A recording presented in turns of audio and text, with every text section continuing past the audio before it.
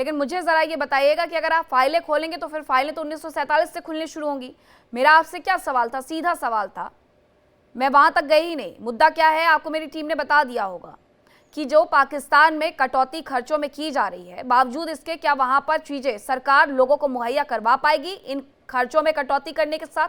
दूसरा सवाल मेरा आपसे यही था कि पाकिस्तान की जनता को ईरान के साथ, ईरान के लिए रोते हुए सड़कों पर पूरी दुनिया ने देखा है, लेकिन सरकार वैसा करते हुए नजर नहीं आ रही है। वो पूरे तरीके से अमेरिका के साथ खड़ी हुई है, सऊदी अरब के साथ खड़ी हुई है। तो सरकार का टेक क्या है? मेरा सवाल आपसे ये था। भारत के अंदर क्या हुआ क्या नहीं हुआ उसके लिए डिबेट यहां पर चलते रहती है।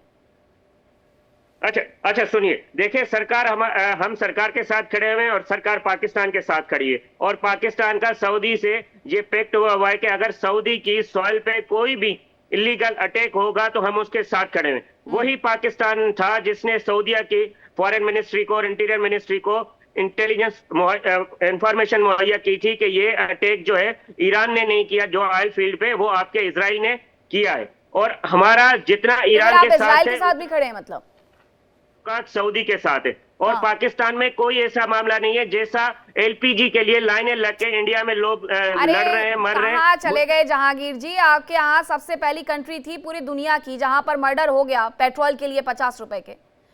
पहला मर्डर आप ही के यहाँ हुआ है। अब जरा मैं आपको याद दिलाती हूँ कि या तो आप ये समझा नहीं पा रहे हैं। सज्जाद कारगिली जी, मैं आपसे ये सवाल भी पूछ रही हूँ। आप ये कह रहे हैं कि जो भी बेमतलब के हमले किए जाएंगे नापाक इरादों के साथ किए जाएंगे, मतलब ईरान ने नापाक इरादों के साथ सऊदी अरब पर हमला किया। दूसरा सवाल ये कि ये कह रहे हैं कि सऊदी अरब पर, अरामको पर जो हमला हुआ है वो ईरान ने नहीं किया, इजराइल ने किया है। तो क्या ये इजराइल के साथ खड़े हुए हैं? सर स्टैंड कहाँ क्लियर है इनका? सज्जाद कारगिली जी,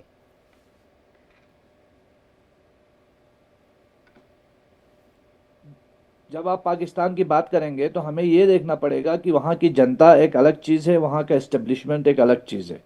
वहाँ के एस्टेब्लिशमेंट में आर्मी का बहुत ज़्यादा कंट्रोल है और आर्मी का डोमिनेंस उसमें ज़्यादा है।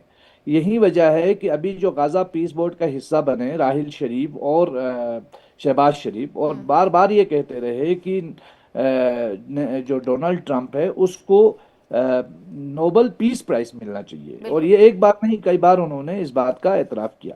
बदकिस्मती यह है कि पाकिस्तान कहता है, और ये जो सऊदी अरेबिया के साथ जो पैक्ट हुआ है उसमें ये पैक्ट में ये कहा जाता है कि अगर सऊदीया पे हमला हुआ तो उसे पाकिस्तान पे हमला तस्वर किया जाएगा, और जो पाकिस्तान पे हमला होता है तो उसे सऊदीया पे हमला तस्वर किया जाएगा। मगर जब अफगानिस्तान जो है सऊदीया और पाकिस्तान के माबीन आपस में जो है हमले होते हैं तो सऊदीया उसमें मीडिएटर का काम करता है। लेकिन दूसरी चीज ये है कि पाकिस्तान में इस वक्त जो एस्टेब्लिशमेंट है वो इसराइल को रिकॉग्निशन करने की दौड़ में लगी हुई है, और पाकिस्तान अनकरीब वो कंट्री होगी जो इसराइल को रिकॉग्नाइज करेगी और डोनाल्ड ट्रंप के कहने पे रिकॉग्नाइज करेगी। ये तो भला हुआ कि ईरान ने अमेरिका और इसराइल के खिलाफ अभी जो महाज खोला है, और जैसे ईरान ने ऑलरेडी वार्न किया था कि हम ये जो जंग होगी ये रीजनल वार होगी, ये सिर्फ ईरान पे हमला तस्वुर नहीं किया जाएगा, ये पूरे रीजन जो है इसकी लपेट में आएगा। तो इस वक्त सऊदी अरब में भी जो अमेरिकी मुफादात हैं उनको निशाना बनाया जा रहा है। और एक चीज ये भी है कि पाकिस्तान जो है एक कंफ्यूजिंग स्टेट में है कि वो किस तरफ जाए किस तरफ न जाए। तो इस वक्त पाकिस्तान की जो प्रॉब्लम है वो यही है कि पाकिस्तान का अपना कोई स्टैंड जो है पॉलिटिकल स्टैंड वो नहीं ले पा रहा है। एक तरफ आप देखें कि पार्लियामेंट के अंदर जो अपोजिशन के लोग हैं, पाकिस्तान तहरीक इंसाफ के लोग हैं, दीगर लोग हैं, वो सेनेट के अंदर जो है ईरान के हक में बयानबाजियां कर रहे हैं। अगरचे मसूद पेजिशकियान के साथ शहबाज शरीफ भी बात कर रहे हैं, लेकिन दूसरी तरफ जो है शहबाज शरीफ जो है वो यही पाकिस्तान की सफारती जीत है सर, यही पाकिस्तान की सफारती जीत है कि पाकिस्तान ने सऊदी के साथ भी ताल्लुकात रखे हुए और ईरान को भी कहा हुआ है कि आप जो है अपना डायरेक्शन सीधा रखें सर, और ईरान के साथ भी सफारती जीत है। ये जो डोनाल्ड ट्रंप के साथ भी और ईरान के साथ भी जो पाकिस्तान ने ताल्लुकात रखे हैं, ये आप सफारती जीत कहते हैं, मैं इसे सफारती मुनाफिकत।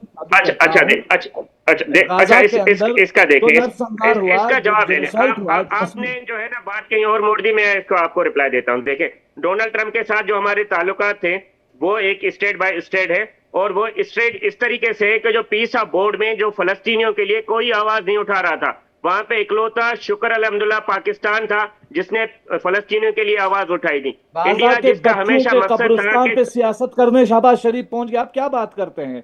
गाजा के अंदर जो जेनोसाइड हुआ उस पर अगर उसको मोहर लगाने के लिए, नेतन्याहू के उस कत्लेआम पर मोहर लगाने के लिए अगर कोई पहुंचा है तो वो आपके फील्ड मार्शल और शहबाज शरीफ हैं, जो नेतन्याहू के बिल्कुल साथ खड़े बिल्कुल। होकर गाजा पीट बोट का हिस्सा बने अब हैं। इसका रिस्पॉन्स ले लें। वो मोहर शायद आपने दी थी, वही वहां पे हम वहीं पहुंचे कि पार्लियामेंट ने 2 मरतबा बिल पेश किया है कि इंडिया और इजराइल की जेनोसाइड, कश्मीर और गजा में जो जेनोसाइड हो रही है उसको फिलफोर बंद कर दिया जाए। कश्मीर और गजा में जो जेनोसाइड हो रही है मुसलमानों की, वहां पे फिलफोर आप बंद किया गाजा जाए। क्यों नहीं गजा गए? में जो हो रहा था, आपकी गजा फौज के गाजा बाद क्यों नहीं गई? आप तो उस दूसरा उम्मत पीस इस्लामी के कश्मीर किला थे। कश्मीर आप तो आप पहली पाकिस्तान पहली उम्मत मुस्लिमा की पहली न्यूक्लियर पावर है। क्यों नहीं गाजा गए?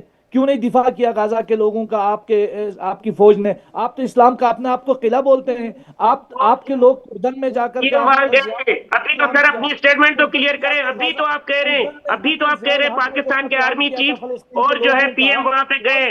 अभी तो आप कह रहे हैं, अपनी स्टेटमेंट तो क्लियर करें फलस्तीनियों को सर। इसराइल ने नहीं मारा जितना जियाउल हक ने मारा है। और आप ब्लैक सितंबर भूल गए जब उर्दन में जाके जियाउल हक ने कत्ल आम करके फलस्तीनियों का आया था। उनके जो कैंप्स में जाकर, मुहाजिर माइग्रेंट कैंप्स में जाकर जो फलस्तीन के लोगों का कत्ल आम किया, आप उसे भूल नहीं सकते। ये तो तारीख है, तारीख को आप कभी फरामोश नहीं कर सकते। और आजकल जो भी पॉलिटिक्स अमेरिका की जो चमचागिरी कर रहा है शहबाज शरीफ, मुल्क के अंदर आपके जो प्रॉब्लम्स चल रही है खासकर इमरान खान को लेकर के, इमरान खान के मामले को दबाने के लिए शहबाज शरीफ के जो है गले लगा हुआ है डोनाल्ड ट्रंप के, ताकि जो है जो अवाम है, वो अवाम का जो रुझान है वो बिल्कुल जो है पाकिस्तान की इस हुकूमत के खिलाफ है। आप देखें, आए रोज देखते हैं कि किस तरीके से जो है फाल्स चार्जेस पे लोगों को अरेस्ट किया जा रहा है।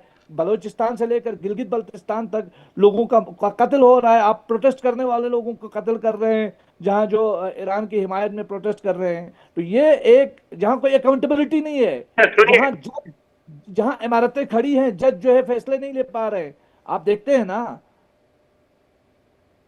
अच्छा सुनिए सर, सुनिए। देखें सर, जो बार बार टीपी त्यागी ने कहा, और इंडिया भी एक चूरन बेचता रहता है, आप भी वही चूरन बेच रहे हैं। सुनिए, जो जॉर्डन में हुआ था इंसिडेंट, वो प्योरली सबको पूरी दुनिया को मूर्ख समझते हैं क्या आप? पूरी दुनिया को मूर्ख समझते हैं? डायरेक्शन पे हुआ था, वो पाकिस्तान ने नहीं किया। पूरी दुनिया मूर्ख है? मतलब ईरान में बैठा हुआ व्यक्ति भी चूरन बेच रहा है, भारत में बैठा हुआ व्यक्ति भी चूरन बेच रहा है, और एक आप ही है जो हाजमे का दवाइयां लेकर के घूम रहे हैं। आपकी बातें लोगों को आखिरकार कब तक पचेंगी? ये झूठ वाली जो आप ये बातें करते हैं कि जेनोसाइड हो रहा है। आपको पता है कश्मीर में मुख्यमंत्री कौन है, कौन वहां पर राज कर रहा है और कौन वहां की जनता की सेवा कर रहा है? आप तो ये भी नहीं जानते होंगे। उमर अब्दुल्ला के बारे में सुना है आपने? उनका नाम जानते हैं आप?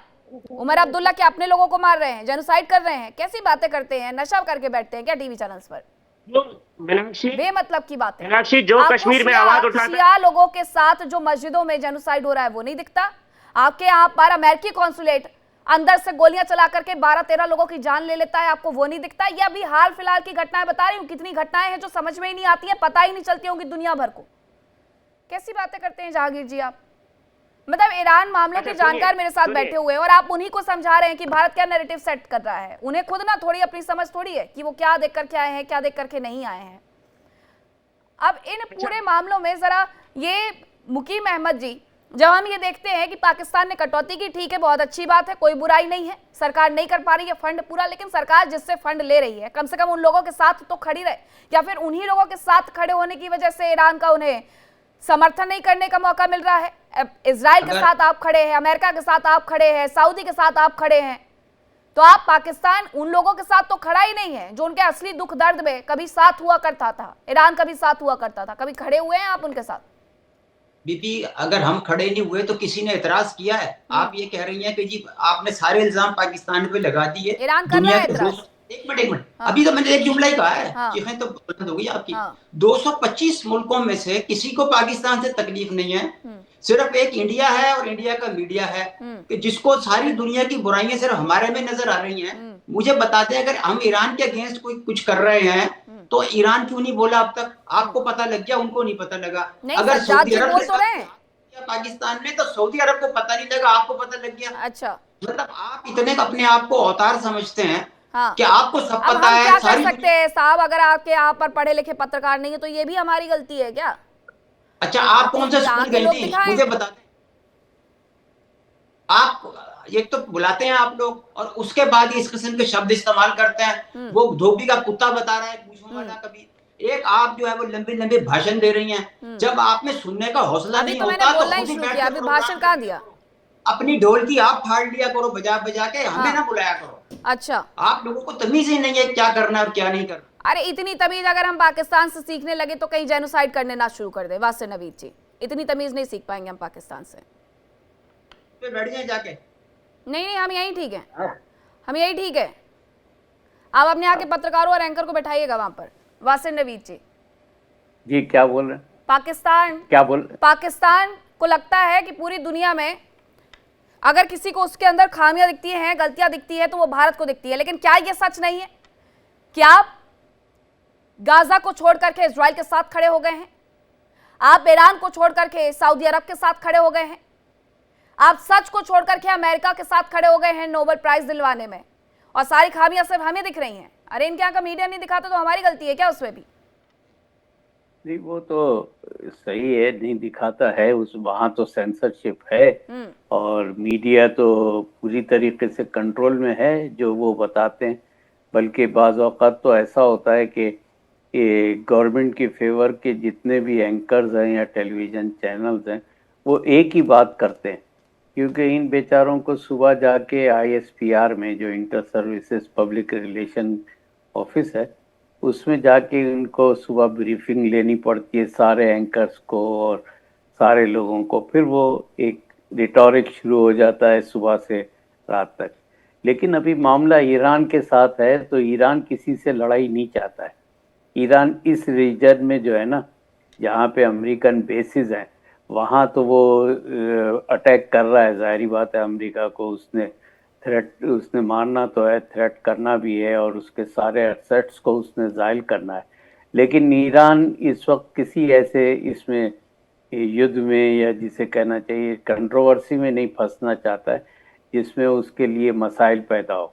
तो अभी तो वो एक तरीके से पाकिस्तान के साथ सही चल रहा है, या पाकिस्तान को कहें तो वो कुछ तरीके से चल रहा है। लेकिन जहाँ तक आप ये कहते हैं इजराइल को फ़ौरन तस्लीम करने का, तो अभी तो फ़ौरन तो वो तस्लीम नहीं कर सकते और ऐसी मूव हो नहीं सकती इस रीजन में रहते हुए।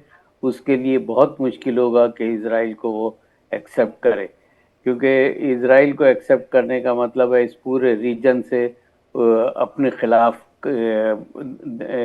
इनवाइट करे लोगों को। और उसमें ये भी है कि एक तरफ चाइना भी है और एक तरफ ये दूसरे कंट्रीज भी हैं और इंडिया भी है, अफगानिस्तान भी है। तो इसमें इस वक्त इजराइल को कोई तस्लीम करने का नहीं सोच सकता। हाँ, इनकी जो सोच है, इनकी जो थिंकिंग है वो यकीनन कोई इस वक्त प्रो ईरान नहीं पता चलती है। और ये मैं खोल करके सवाल सीधे सज्जाद कारगिली जी से पूछ भी लेती हूँ कि क्या सज्जाद जी चले गए हैं, ठीक है कोई बात नहीं, लेकिन ये कर्नल टीपी त्यागी जी, क्या सच में पाकिस्तान ईरान के साथ खड़ा हुआ नजर आता है? क्या आवाम को ही नहीं नजर आता है? वरना आवाम क्यों शोर करती है? अब जरा ये तस्वीरें जो हम दिखा रहे हैं ये एक पेट्रोल पंप की ही है। ये सबसे पहले तस्वीर पूरी दुनिया में अगर कहीं पर सामने आई थी, हॉर्मुज स्ट्रेट बंद हो गया है जब ये भ्रामक खबरें फैलाई गई थी उस वक्त। हालांकि तब तक ईरान ने क्योंकि इस बात को लेकर के कोई भी चर्चा नहीं की थी, लेकिन हॉर्मुज स्ट्रेट बंद होने की बातें जैसे ही सामने आई थी उसके बाद ये तस्वीरें पाकिस्तान से निकल करके सामने आई थी कर्नल टीपी त्यागी जी कि लोग लाइनों में लगे हुए हैं और डीजल पेट्रोल के लिए मारपीट करते हुए नजर आ रहे हैं। और इस पूरे घटनाक्रम में एक व्यक्ति की जान तक चली गई थी।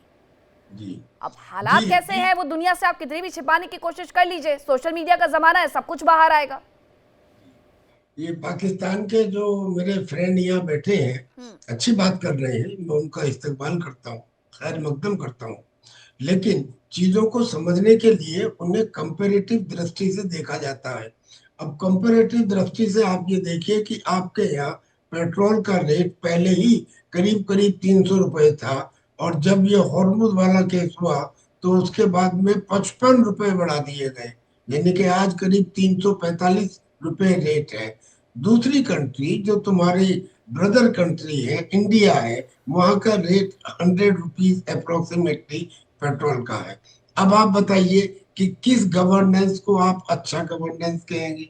पर चलिए छोड़िए, इस बात को भी छोड़िए। आपने एक सेंटेंस ये कहा कि हिंदुस्तान को छोड़ के कोई ऐसा देश नहीं है जो पाकिस्तान के खिलाफ हो। सर मैं तो ये कहता हूँ कि अफगानिस्तान जो तुम्हारा बड़ा प्रिय था, अफगानिस्तान जिसे आप अपनी स्ट्रेटेजिक डेप्थ समझते थे और ये समझते थे कि ये मेरी रिजर्व स्ट्रेंथ है, वो अफगानिस्तान में आज आपके साथ लड़ाई में, आपके साथ लड़ रहे हैं। ये सच है कि नहीं है? और अब इसके अलावा सर सुनिए, आप चाइना में, चाइना को आप बेशक इसलिए फ्रेंड कहते हैं, इसलिए कि आप वो गैरत अपने दिल में दबाए हुए हैं कि वहां उइगर मुसलमानों पर जो अत्याचार हो रहे हैं, आप मुसलमानों के फेवर में बात करने वाले, उमा के बारे में बात करने वाले, उस बारे में तुम्हें आवाज उठाने की ताकत नहीं है। अब अगर तुम किसी मुल्क के सामने सर झुका के खड़े हो जाओगे तो फिर वो मुल्क तुम्हारे बारे में चुप रहेगा। पर असलियत में ये है तो यही ना कि वो भी साथ नहीं है। अच्छा, तो यूएई, क्या जरूरत थी यूएई को आपके वीजा को कैंसिल करने की? यूनाइटेड अरब एमिरेट्स ने कहा कि पाकिस्तान के नागरिकों को खास तौर पे वीजा नहीं देंगे, तो क्या हम ये समझे कि यूएई आपके साथ है? तो ऐसे अगर आप एग्जाम्पल देके किसी बात को तय करना चाहें, मैं ये भी मानता हूँ कि by carefully selected data you can prove an issue this side also and that side also. आप भी 4 एग्जाम्पल देके अदरवाइज प्रूव कर सकते हैं, लेकिन इसे तो कोई नहीं नकार सकता कि 22 बार इंटरनेशनल मॉनेटरी फंड से पैसा लेने वाला वो देश, और जो आज अगली इंस्टॉलमेंट मिलेगी या नहीं मिलेगी उसके लिए तड़पड़ाता हुआ वो देश, आज ये एक्शन आ गया है कि अब हम 4 वीक करेंगे साहब वर्किंग, वर्क फ्रॉम होम करेंगे, इधर से काटेंगे उधर से काटेंगे। अरे तुम्हारे यहाँ जितने लोगों का तुम काट रहे हो, असलियत में तो उन्हें तनख्वाह की आवश्यकता ही नहीं। क्योंकि एक आपकी मिलिट्री का ऑफिसर मुझे सीनियर ऐसा बता दीजिए जो करप्शन में इन्वॉल्व ना हो, जिसने बाहर की कंट्रीज में जाके अपनी प्रॉपर्टी ना बनाई हो। और ये जो तुम्हारे श्रीमान फील्ड मार्शल मुनीर साहब है, इन्होंने तो अपने कार्यकाल में ही अमेरिका के अंदर अपनी बीवी के नाम में कई सारी फर्म्स के अंदर हिस्सेदारी कर ली है, वो प्रॉपर्टी खरीद ली है। तो अब तुमको कैसे कहे कि भी तुम आवाम का ख्याल रखते हो? आप आवाम का ख्याल नहीं रखते, कर रहे हो। आवाम मजबूर है किसी वजह से, लेकिन आने वाले समय में आपके लिए ये सबसे बड़ी समस्या होने वाली है, नहीं तो वहां पर क्योंकि सर हम बार बार प्रदर्शन देखते भी हैं, आपकी क्रेडिबिलिटी जीरो हो वहां चुकी पर है। सरकार के खिलाफ बार बार प्रदर्शन देखने को मिलते भी हैं, सड़कों पर अभी भी बार बार प्रदर्शन देखने को मिलते हैं, कभी इमरान खान के नाम पर, कभी जेनजी उतर जाता है। के सामने जहांगीर जवाब दे रहे थे आपकी बात का। टीपी त्यागी साहब, थैंक यू सो मच, आपने बड़ी अच्छी चीजें की। अब सुनिएगा मीनाक्षी, प्लीज मुझे रिस्पांस देने का मौका दीजिएगा, फिर बीच में बोलिएगा। टीपी त्यागी साहब देखें, अफगानिस्तान का आपने नाम लिया। अफगानिस्तान ने जब से शरारत शुरू की उससे 2 दिन पहले ही आपके श्री मोदी और जो है बुचर ऑफ गजा इसराइल के पीएम नेतन्याहू ने एक स्टेटमेंट जारी किया था कि जो है mother of the land is India, father is Israel, और इनका इलिजिमेट जो चाइल्ड है वो तालिबानी अफगानिस्तान है। उसके बाद ये हरकतें शुरू हुई और फिर हमने इनको इतना ठोका कि अब जो है वो चाइना पहुंच गए, सऊदी अरब पहुंच गए कि हमें बचाओ। हमने कल ही जो है हमारी फॉरेन मिनिस्ट्री ने एक स्टेटमेंट जारी किया है। चाइना ने हमें कहा है कि इनके साथ मामला ठीक करो, लेकिन हमने कहा है जब तक इन तालिबानियों आतंकवादियों को दिमाग ठिकाने नहीं लगाएंगे तब तक ठीक नहीं करेंगे। कुछ भी हो जाए पाकिस्तान में, बोले हिंदुस्तान ने किया है। कल को तुम्हारे यहाँ अगर अचानक आबादी बढ़ गई, तुम कहोगे इसमें भी हिंदुस्तान का हाथ है। कमाल हो गया, कुछ भी कहो तो उसमें हिंदुस्तान जिम्मेदार है। आज से नहीं, 1947 से तुम्हारा यही हाल है। हमने बार त्यागी साहब सुनिए, सर सुनिए, रियलिटी में आपकी आर्मी बहुत बहुत बहुत ऐसे ही है। आपने बॉलीवुड मूवी देख रहा हूं, उसमें ऐसे बेहतरीन आर्मी है, बेहतरीन एयरफोर्स है, लेकिन रियलिटी में आपकी आर्मी ऐसे है जैसे कुंभकर्ण नहीं होता, खाना पकता है तो आपकी आर्मी जवान होती है, अदरवाइज भूखे मर जाते हैं। ये जरूरी तो नहीं कि आप जो कह रहे हो उसे मान लिया जाए। भाई झूठ बोलने वाले व्यक्ति की बात के ऊपर यकीन कैसे किया जाए? आप लाख कमी निकालते नहीं है। हमने तो साबित करके दिखाया है हमने तो 71 में साबित कराया। बताओ तुम्हारी फसलों ने उतारी कि नहीं उतारी? और तुम्हारे खुद लोगों ने तुम्हारी फसलों ने पीओके में उतारी कि नहीं उतारी? और डूरल लाइन के ऊपर अफगानिस्तान ने तुम्हारी फसलों ने टांगी कि नहीं टांगी? तुम बताओ ना। अगर इनमें से एक स्टेटमेंट गलत हो तो मुझे बता दीजिए।